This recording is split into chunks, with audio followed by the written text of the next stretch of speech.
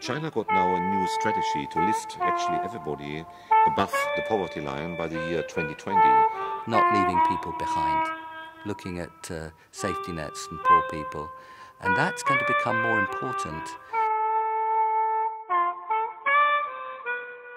And I know that in the west of China and in the middle of China, there are areas where there's not good economic production, where people are just getting by.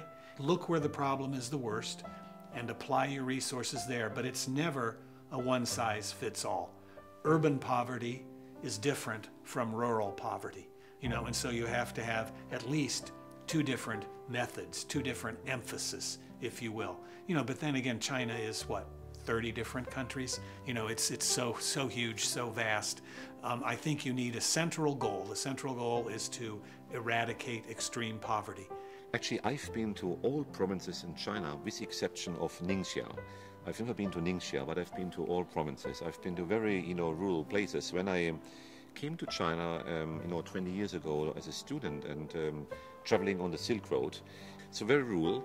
And, despite the fact that China is moving towards a very developed economy, and we have big cities like Beijing, Shanghai, Guangzhou, which are on world standards, still have to see that many people live on the countryside and really can't share the same type of economic wealth.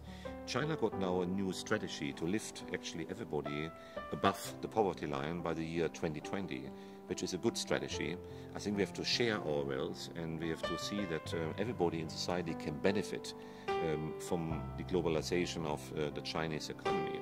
Not leaving people behind, looking at safety nets and poor people, and that's going to become more important as you see structural change. Because structural change in China means that some industries are going to have to be smaller, steel and coal. If those industries are smaller, they will employ less people. So those people will have to change. Now, many of them will be able to change, but some of the older ones, it may be more difficult.